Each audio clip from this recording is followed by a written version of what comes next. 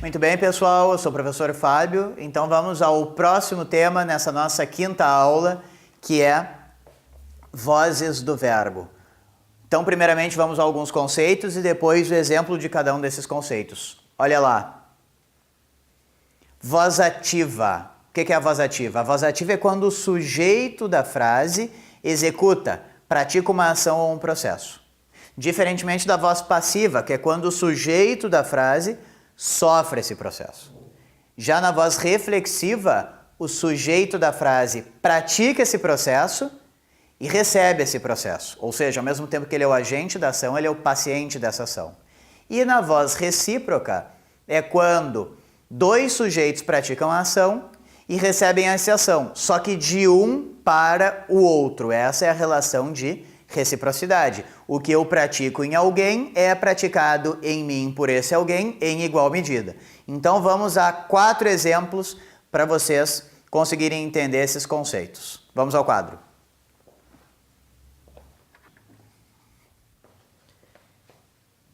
Exemplo de voz ativa. Chechel roubou o quadro. Observem aqui, pessoal. Em Chechel roubou o quadro, Chechel é o sujeito. Roubou é o verbo e o quadro é o objeto direto. Percebam que o sujeito está praticando a ação, logo nós temos uma voz ativa. Já na voz passiva, temos o exemplo. O quadro foi roubado por Chechel. Observem aqui que o quadro é o sujeito, foi roubado é a locução verbal e por Chechel é o agente da passiva. Depois de eu esclarecer esses conceitos, eu vou ensinar para vocês a transformação, mas primeiramente vamos entender os conceitos. Olha só, neste caso, o quadro é o sujeito da frase e é ele que está sofrendo o processo. Ele é o paciente, por isso voz passiva. Já na voz reflexiva, observem o exemplo. Janjão cortou-se com a tesoura. Janjão cortou-se com a tesoura. Observem aqui que este pronome se, que tem a função sintática de objeto direto, está retomando o termo Janjão, que é o sujeito da frase, fazendo com que nós entendamos que Janjão pratica a ação e sofre essa ação, ou seja, voz reflexiva. Pois bem, e por último temos a voz recíproca. Observem o exemplo. Os cães morderam-se na disputa pelo osso. Os cães morderam-se na disputa pelo osso. Observem que este se, que no caso é o objeto direto, retoma os cães. Os cães é o sujeito do verbo morder. Percebam aqui que um cão morde o outro numa relação de reciprocidade. O que um cão faz no outro, esse outro cão retribui ao primeiro. Muito bem. Entendidos os conceitos de voz ativa, voz passiva, voz reflexiva e voz recíproca, vamos aos procedimentos de transformação. Primeiramente, a gente vai fazer com que o objeto da ativa se torne o sujeito da passiva. O sujeito da voz ativa será o agente da passiva na voz passiva. E o verbo vai ser transformado da seguinte forma. O verbo ser assume a forma do verbo principal e o verbo principal vai para o particípio. Como assim? Vamos entender no quadro para isso ficar bem claro. Preciso então do apagador. Muito bem.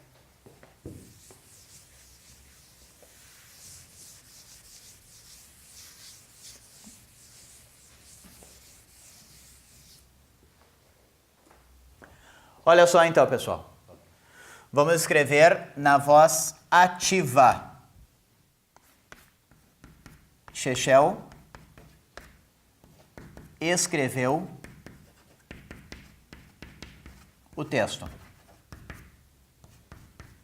Observem que para a transformação a gente necessita do sujeito, do verbo e do objeto direto.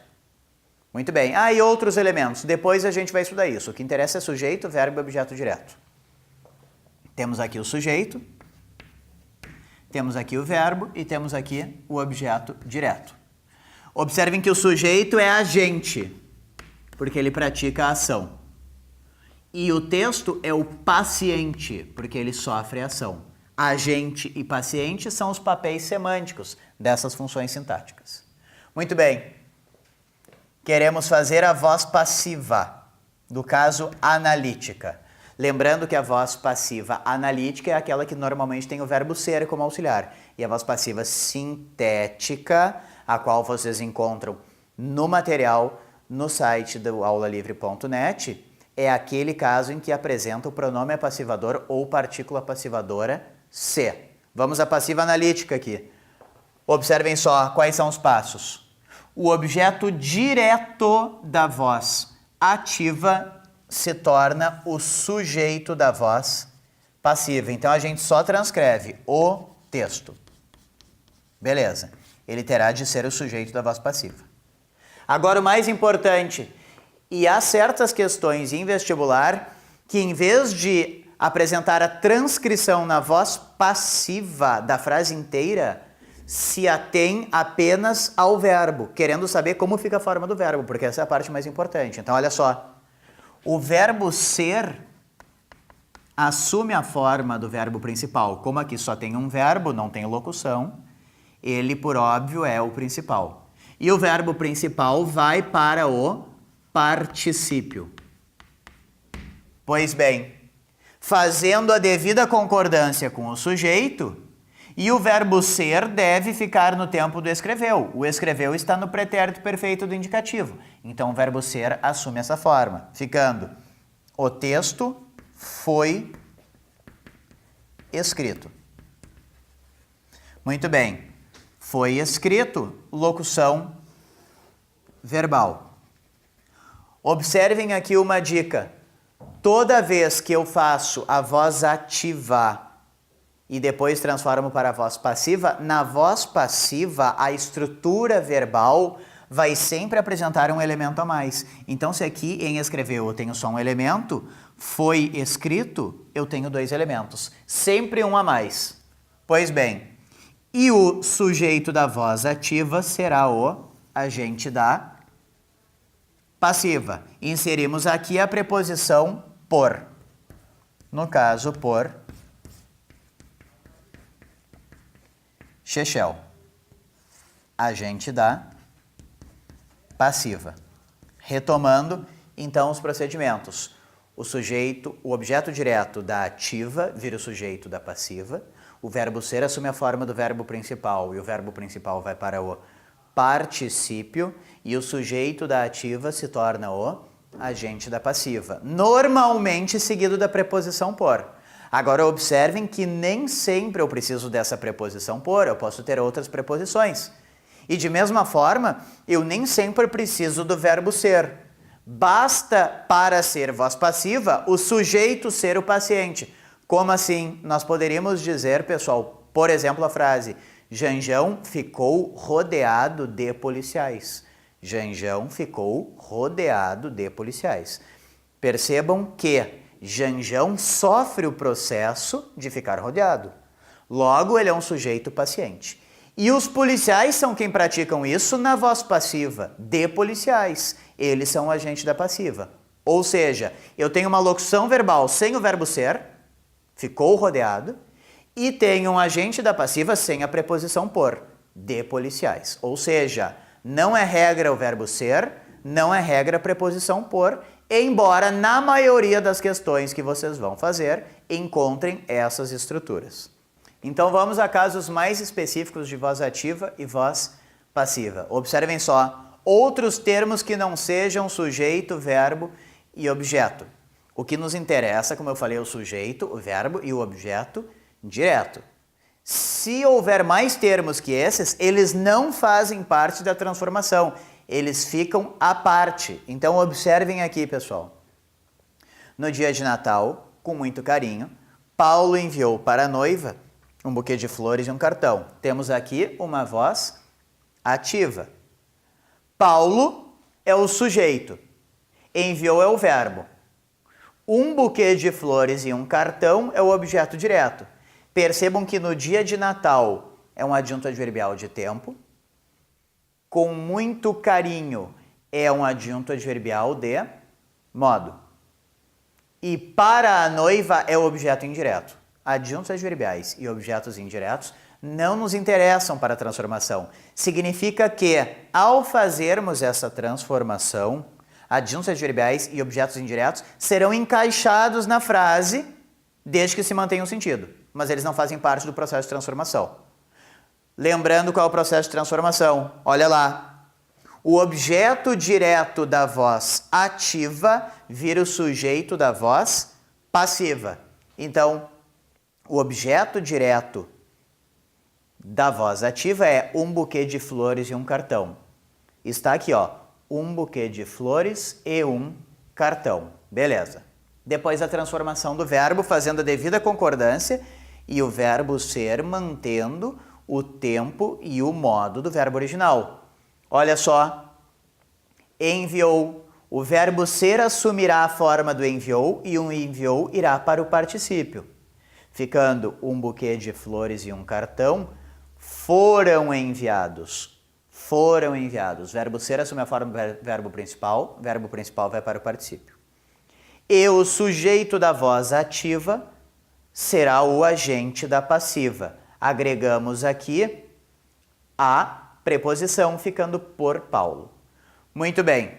Observem que os adjuntos adverbiais nós colocamos novamente na mesma posição e o objeto indireto colocamos ao fim.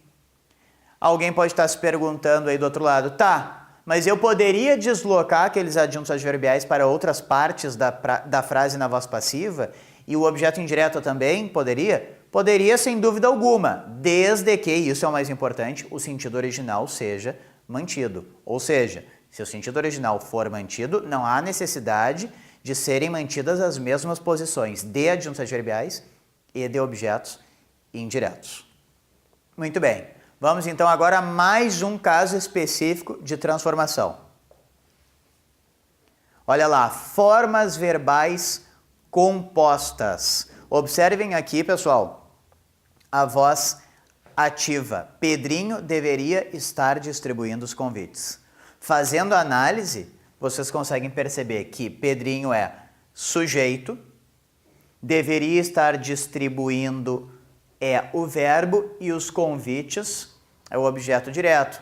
Alguém pode estar se perguntando, tá, mas o Fábio está dizendo, olha, identifica o sujeito, como eu identifico o sujeito? Alguns diriam assim, identifica o sujeito fazendo a pergunta, quem deveria estar distribuindo? E vem a resposta, Pedrinho. Porém, observem que essa é uma forma, por vezes, primária de se identificar o sujeito. Lembre-se de uma premissa, pessoal. O verbo concorda em número e pessoa com o sujeito. Então, tu quer testar qual é o sujeito? Põe ele no plural. Vê se o verbo concorda. Se o verbo concorda, aquilo ali é o sujeito. Troca Pedrinho por eles. Eles deveriam estar distribuindo. Ora, troquei aqui para o plural e o verbo foi para o plural. O verbo concorda com o sujeito. Logo, a gente descobre que Pedrinho, de fato, é o sujeito da voz ativa. Deveria estar distribuindo o verbo, os convites objeto direto. Transformação da ativa para a passiva. O objeto direto da ativa vira o sujeito da passiva. Então, só transcrevo os convites no início. Agora, observem o mais importante. O verbo ser assume a forma do verbo principal, como eu disse antes. Como aqui a gente tem uma locução verbal, lembre-se, o verbo principal é sempre o último, é sempre o que está mais à direita. O verbo ser vai assumir a forma do verbo principal, então eu escreverei sendo, e o verbo principal, que é distribuindo, irá para o particípio. Ou seja, é só o último elemento da locução verbal que vai se transformar. Observem o resultado. Os convites deveriam estar, eu fiz a concordância com o sujeito, porque agora o sujeito é plural, sendo, olha só, era distribuindo. O verbo ser assumiu a forma dele. E o distribuindo foi para o particípio, distribuídos. Os convites deveriam estar sendo distribuídos por Pedrinho. Só inserimos a preposição. Outro detalhe importante que eu falei para vocês. Quando eu passo da ativa para a voz passiva analítica, na estrutura verbal haverá necessariamente um elemento a mais. Então vamos fazer a contagem só para verificar se a gente de fato fez tudo direitinho. Olha só. Deveria estar distribuindo. 1, 2, 3. Para a gente acertar, teremos de ter 4 elementos na estrutura. 1, 2, 3, 4. Fechou. Ou seja, a gente conseguiu verificar que a estrutura verbal, que é o mais importante na transposição, está correta. Conclusão, apenas o último componente da forma verbal composta é desdobrado. Os demais permanecem com eventuais adaptações de concordância, como a gente fez. Mas vamos lá. Há mais casos específicos ainda de transformação. Pronomes pessoais. Observem só, na voz ativa, tu me convidarás. E na voz passiva, eu serei convidado por ti. Percebam aqui, pessoal. Tu me convidarás. O sujeito da voz ativa é o tu.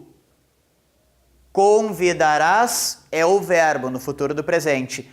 O me é o objeto direto, porque no caso quem convida, convida alguém. Muito bem. Observem aqui na transformação. O objeto direto da ativa vira o sujeito da passiva. Porém, é um detalhe importante e, por sinal, foi questão do Enem 2011, em que havia uma tirinha dos cobras do Luiz Fernando Veríssimo. Pronomes pessoais do caso oblíquo átono exercem a função sintática de objeto.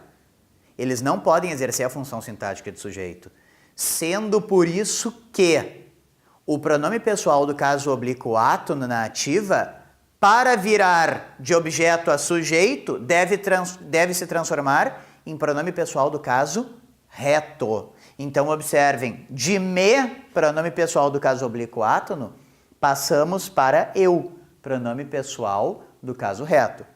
Transformação do verbo.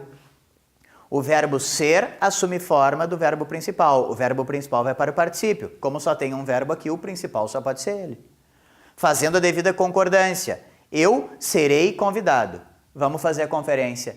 Tenho apenas uma estrutura na voz ativa. Tenho 2 na voz passiva. E o agente da passiva? Olha só, pessoal. Da mesma forma que pronomes pessoais do caso oblíquo átono não podem exercer função sintática sujeito, pronomes pessoais do caso reto só podem exercer função sintática do sujeito. Significa que, se eu for passar de sujeito para agente da passiva, não pode ser mais o pronome pessoal do caso reto, tu. Deverá ser o pronome pessoal do caso oblíquo tônico, ti, como acontece aqui. Passando de tu me convidarás para eu serei convidado por ti. Conclusão.